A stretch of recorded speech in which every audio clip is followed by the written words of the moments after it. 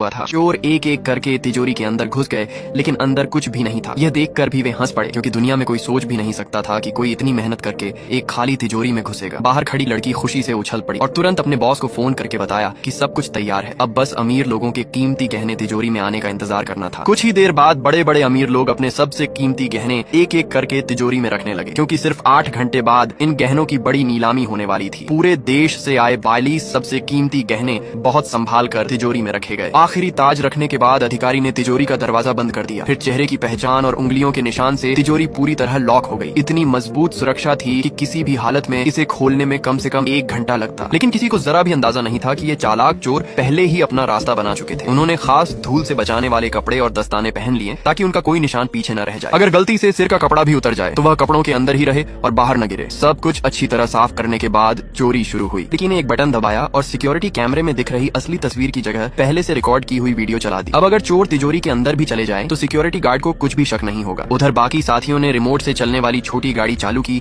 और पहले से खोदी गई मिट्टी की दीवार हटा दी। चोर उसी रास्ते से तिजोरी के पीछे वाले हिस्से में पहुंच गए। फिर उन्होंने सोने की छड़ की मदद से दरवाजे को पहले जैसा टिका दिया। अब तिजोरी पहले से बिल्कुल अलग थी। देश के 42 सबसे कीमती गहने उसके अंदर रखे जा चुके थे। बाहर अधिकारी अभी भी कागजों पर दस्तखत करने में लगे थे। उन्हें जरा भी पता नहीं था कि अंदर रखे करोड़ों के गहने कुछ ही मिनटों में गायब होने वाले हैं। बॉस ने साफ कहा था कि यह काम ऐसे होना चाहिए जैसे कोई भूत आया हो, न कोई आवाज न कोई सबूत। चोर बहुत सावधानी से एक एक गहना बैग में रखने लगे। नीलामी की सूची के हिसाब से उन्होंने हर गहना नंबर देख कर रखा ताकि एक भी चीज छूट न जाए। यहाँ रखा हर गहना करोड़ों का था, लेकिन चोरों ने सिर्फ 10 मिनट में पूरी तिजोरी खाली कर दी और उनके लिए गहने चुराना तो बस सबसे आसान काम था। अब सबसे बड़ी मुश्किल थी इतने कड़े पहरे के बीच इन गहनों को बाहर कैसे ले जाया जाए। नीलामी शुरू होने में सिर्फ 7 घंटे बचे थे। सुबह होने से पहले उन्हें अपने सारे निशान मिटाने थे। सबसे पहले उन्होंने वेल्डिंग मशीन से तिजोरी का पहले काटा हुआ दरवाजा फिर से जोड़ दिया। उसके बाद कटे हुए हिस्से पर दोबारा रंग कर दिया ताकि किसी को शक न हो। फिर उन्होंने वैक्यूम क्लीनर से सुरंग में बची हुई सारी मिट्टी अच्छी तरह साफ की। इसके बाद मिट्टी को वापस पहले जैसी जगह भर दिया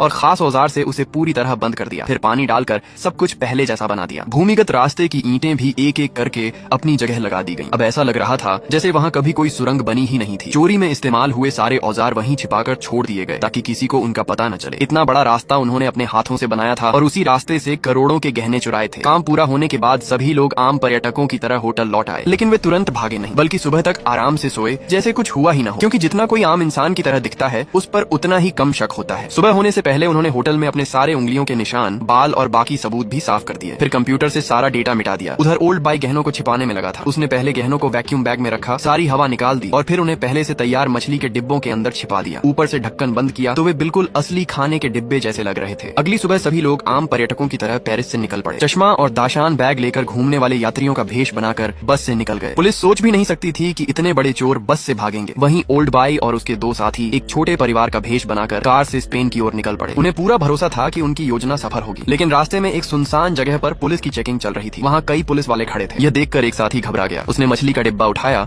और कार के नीचे बने छोटे खाने का ढक्कन खोल दिया। उसकी हरकत देखकर बाकी दोनों भी डर गए। उसने कहा, अगर पुलिस ने गाड़ी की तलाशी ली तो मैं तुरंत कूद कर भाग जाऊंगा। ओल्ड बाई ने उसे शांत रहने को कहा। उसने समझाया कि घबराने से ही शक होगा, लेकिन तभी पुलिस ने उनकी गाड़ी रोक ली। अब भागना और भी मुश्किल था। चारों तरफ खुला मैदान था। अगर वह भागता तो पुलिस उसे तुरंत पकड़ लेती। ओल्ड बाई ने उसे कहा कि डिब्बा वापस रखो और ढक्कन बंद कर दो। अगले ही पल गाड़ी जोर से रुकी और पुलिस वाला सामने आ गया। अब उनके पास शांत रहने के अलावा कोई रास्ता नहीं था। पुलिस ने पहले उनके कागज देखे। तीनों ने पहले से तैयार नकली पहचान पत्र दिखा दिए। ओल्ड बाई ने कहा कि उसकी पत्नी की मौत हो चुकी है। उसकी आखिरी इच्छा थी कि वह फ्रांस घूमे, इसलिए वे उसकी याद में यहाँ आए थे। दूसरे साथी ने भी बात आगे बढ़ाते हुए कहा, फ्रांस आना हमेशा हमारी माँ का सपना था। कहानी सुनकर पुलिस थोड़ा पिघला, लेकिन उसने फिर भी गाड़ी की तलाशी लेने का फैसला किया। गाड़ी की तलाशी के दौरान पुलिस की नजर मछली के डिब्बों पर नहीं गई। उसकी नजर एक राख के डिब्बे पर पड़ी। लड़की ने कहा, इसमें मेरी माँ की अस्थियां हैं। लेकिन पुलिस ने बताया कि फ्रांस से बिना अनुमति किसी की अस्थियां ले जाना कानून के खिलाफ है, इसलिए यह डिब्बा जब्त करना पड़ेगा। ये सुनते ही उनका साथी गुस्से में आ गया। उसने कहा, हम अपनी माँ को आखिरी बार घुमाने लाए हैं और अब आप उन्हें भी हमसे छीनना चाहते हैं। लेकिन पुलिस नहीं मानी। उसने राख वाला डिब्बा और बाकी डिब्बे खोलने का आदेश दे दिया। तीनों की घबराहट बढ़ती जा रही थी। तभी लड़की अचानक रोते हुए गाड़ी से बाहर भागी। पुलिस वाले उसके पीछे दौड़े, लेकिन वह नहीं रुकी। हालात इतने बिगड़ गए कि पुलिस को चेतावनी के लिए उसने राख वाला डिब्बा और बाकी डिब्बे खोलने का आदेश दे दिया। तीनों की घबराहट बढ़ती जा रही थी। तभी लड़की अचानक रोते हुए गाड़ी से बाहर भागी। पुलिस वाले उसके पीछे दौड़े, लेकिन वह नहीं रुकी। हालात इतने बिगड़ गए कि पुलिस को चेतावनी के लिए गोली चलानी पड़ी। लड़की वहीं रुक गई। वह रोते हुए बार बार कह रही थी कि वह अपनी माँ की आखिरी निशानी किसी को नहीं देगी, लेकिन पुलिस ने उसकी एक न सुनी। धक्का मुक्की में राख का डिब्बा गिर गया और सारी राख जमीन पर बिखर गई। जमीन पर बिखरी अपनी माँ की राख देखकर शियाओ मई जोर जोर से रोने लगी। उसकी एक्टिंग इतनी असली लग रही थी कि पुलिस वालों को भी उस पर तरस आ गया। आखिरकार पुलिस ने उन्हें जाने दिया। उन्हें जरा भी अंदाजा नहीं था कि जिन मछली के डिब्बों को उन्होंने देखा तक नहीं, उन्हीं के अंदर चोरी किए गए 42 कीमती गहने छिपे हुए थे। इस तरह वे बड़ी मुश्किल से उस चेकिंग से बच निकले, लेकिन फ्रांस से बाहर निकलना अभी भी आसान नहीं था। पुलिस ने दूर दूर तक हर रास्ते पर निगरानी लगा रखी थी। अगर वे आगे बढ़ते तो फिर से तलाशी हो सकती थी। इसलिए ओल्ड बाई ने पास के एक कैंप में रुकने का फैसला किया। सोचा कि हालात शांत होने के बाद आगे बढ़ेंगे। वहाँ पहुंचकर उन्होंने गाड़ी के चारों तरफ कई तरह की सुरक्षा का इंतजाम किया ताकि कोई अचानक हमला न कर सके। लेकिन मुसीबत फिर भी आ गई। शियाओ शुआई और शियाओ मेई ने अपना नकली भेष उतार दिया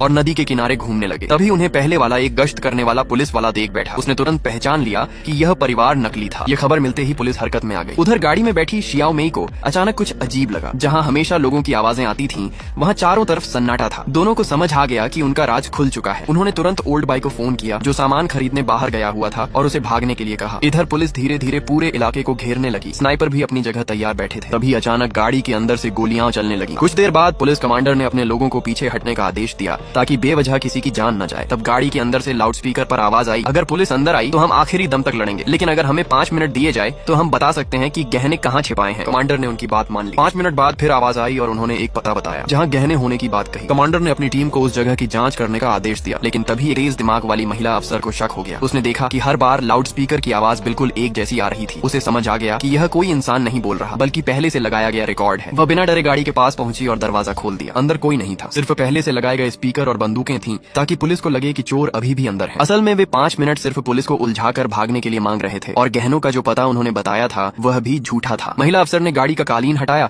और नीचे बना गुप्त रास्ता खोल दिया। यह देखकर सब हैरान रह गए। गाड़ी एक पुराने कुएं के ऊपर खड़ी थी और चोर उसी रास्ते से भाग चुके थे। पुलिस तुरंत उस सुरंग में उतर गई और पीछा शुरू कर दिया। उधर चोरों को भी पता चल गया कि उनका भेद खुल चुका है। वे जल्दी से सुरंग से बाहर निकले और भागने लगे। तभी शियाओ शुआई की नजर पास खड़ी एक मालगाड़ी पर पड़ी। उसके दिमाग में एक शानदार योजना आई। उसने शियाओ मेई को पास की दुकान से गोंद लाने के लिए भेजा। फिर दोनों ट्रेन की छत पर चढ़ गए। उन्होंने ऊपर लगी तिरपाल का एक हिस्सा काटा और फिर उसे इस तरह चिपका दिया कि ऊपर एक खाली जगह बन गई। कुछ ही देर में पुलिस भी वहाँ पहुंच गई और हर डिब्बे की तलाशी लेने लगी। आखिर में वे उसी डिब्बे तक पहुंचे। ऊपर छिपे दोनों लोग अपने हाथों से खुद को पकड़कर हवा में लटके हुए थे ताकि नीचे से दिखाई न दे। पुलिस ने नीचे अच्छी तरह देखा, लेकिन उन्हें कुछ नहीं मिला। दरवाजा बंद होते ही दोनों ने राहत की सांस ली। लेकिन तभी एक पुलिस वाले ने ऊपर जाने वाली सीढ़ी देख ली। उसने छत पर चढ़कर भी जांच करने का फैसला किया। दोनों बिल्कुल चुपचाप पड़े रहे। पुलिस वाले ने चारों तरफ देखा, लेकिन उसे कुछ भी शक नहीं हुआ। वह सिर हिलाकर नीचे उतर गया। इस तरह दोनों ट्रेन की छत पर छिपे रहे। ट्रेन उन्हें बिना किसी शक के शहर से बाहर ले गई। बाद में वे सुरक्षित नीचे उतरे और स्पेन की तरफ निकल गए। इतनी मुश्किलों के बाद आखिरकार पूरी टीम 42 कीमती गहनों को